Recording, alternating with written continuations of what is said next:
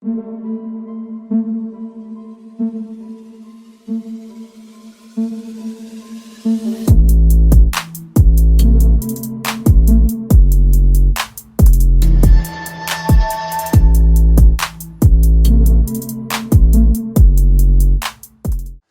hey everyone, welcome back to the channel. It's been a minute since I posted a video, or actually made a video, so I may have some posts by the time you see this, but this is the first video I've made in a while.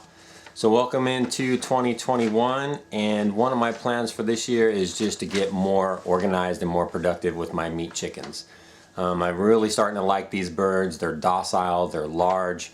I've sold a few to friends and they really like them as well, so I'm basically going to start producing more, and I figure I'm going to be hatching probably every 3 months. I'm going to be hatching a set of birds. So doing that, the plastic large storage bin that I've been using to brood them in the house is just not going to be sufficient. So I've got some plans. You can see that. Those are the plans. I saw a brooding box or a display case kind of box for baby chicks at a local feed store. I really liked it. Took some photos of it, made my own plans, and we're going to get started on that today, and hopefully it's just going to make this process easier. I'll be able to keep the brooding box in the garage with some heat lights, and it won't get all dusty and messy and stinky in the house. So the wife and kids will be happy, I'll be happy, it'll make life easier, and we'll have a good production of meat birds. So let me go get started on that. Alright, step number 1 is almost done. I'm cutting the base and I'm losing light. So basically we got two standard 10-foot 4x4s for the base, and I cut 29-inch pieces of 4x4 that are going to go in there to support the bottom of the brooder box, and I'll also mount the casters into those as well. So now I just gotta put it together, screw it together, and the base will be done. Okay, so here is the base laid out. I haven't put it together yet, but it's 10 feet long, so one piece of plywood won't cover the whole bottom, so I have to do it in sections. And I also have to keep in mind where I want to put the walls to divide this up into 3 different brooder compartments. So I'm planning on doing turkeys. I'm planning for the future. So I have this first brooder compartment, which is bigger. This is a 4-foot, then a 3-foot, and a 3-foot. So where the compartment ends, I have to put the basically wall. So I want my brace there to screw the wall into, one here, and then the ends. So basically my plywood will be a 4-foot section to there, and then the 2 3-foot sections makes a 6-foot piece. And I'll use 2 sheets of plywood to make that cut, and then the rest of the plywood will be for other stuff. So there it is. I'm losing light and losing time, so I don't know if I'm going to get to screwing this together tonight. Okay, so step 2 was putting the base, or the bottom. It's standing, I have it standing upright, but I had to use 2 sheets of plywood because I made a 10-footer instead of an 8-footer. So I got a 6-foot panel and a 4-foot panel joined together here to put on the base, and I also mounted the wheels right here.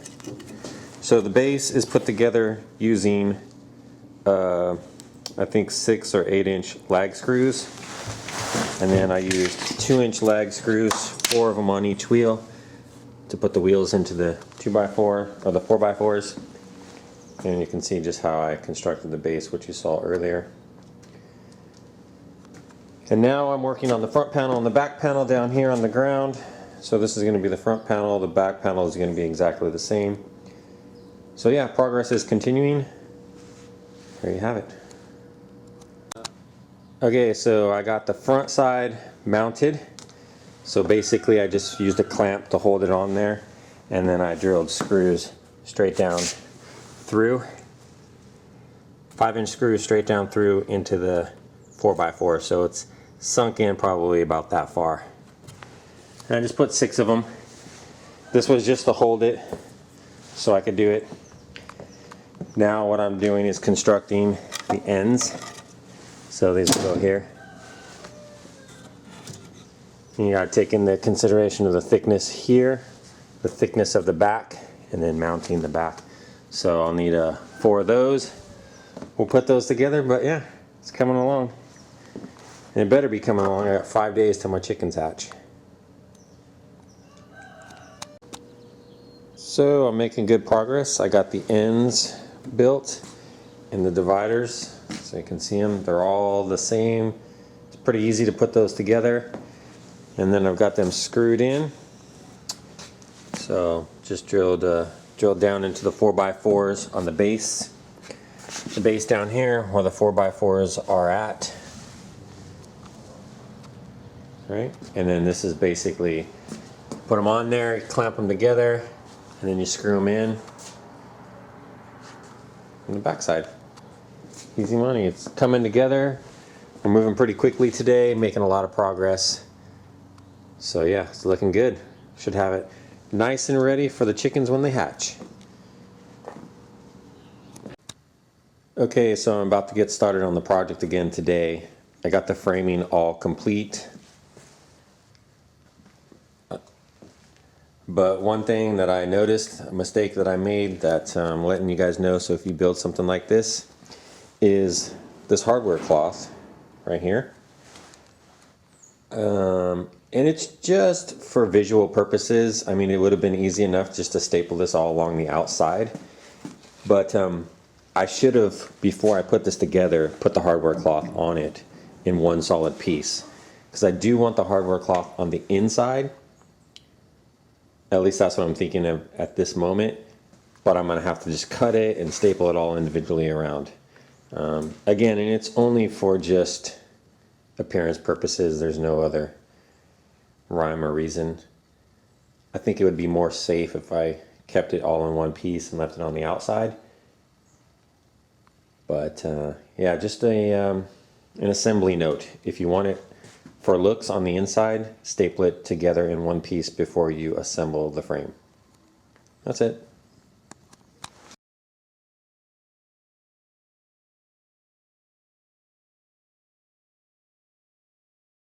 Alright, it's all complete. So sorry about the lighting in here in my hay barn, but I cleaned out the hay barn and I got the chicken brooder in here. Again, it's 10 feet long by 3 feet wide and has 3 compartments. So I got the light on in here, got the wood pellet absorbent bedding, their food and their water, and this handy dandy little wire right here. If you can see it, it runs around the water. That way they can't dump their water out. As the baby chicks have a tendency when they get a little bit older, they knock over the water by trying to jump up on top of it. So I did a temperature check with this heat lamp because I was concerned about being too warm or too cold. So directly under the light, it got to 110 degrees, which we all know is definitely too warm for chicks. But just 2 to 3 inches outside the center, it's only 95. So they'll be able to regulate their temperature just fine. There's plenty of room in here. And yeah, it looks good. The only thing that, you know, being a perfectionist, I'm a little bit peeved about is I put this wiring on the outside. I wanted it to be on the back side of it, so it would be like the top. So it'd be recessed. So I'd have this ledge here, because I was hoping to cut a panel and be able to set a piece of wood in here to close up the fronts if I wanted to, because it got too cold out. And that's the only thing I'm a little peeved about. But other than that, it came out just fine, and I'm going to put it to use. I finished it yesterday. Chicks hatched last night. I'm going to put them in a few minutes here. So yeah, build yourself a nice chicken brooder. Make life a little easier. I got 2 compartments for chickens at different development and stage. I have a bigger compartment here that I'm going to use for my turkeys that are coming in May. First time doing turkeys. So yeah, thanks for watching. Let's take a look. Hello. Hello.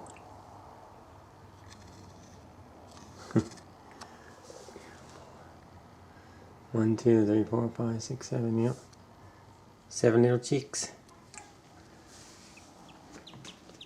And they're just laying around the outskirts of the light, just like I expected. Just like I expected. Yeah, this is going to be really nice.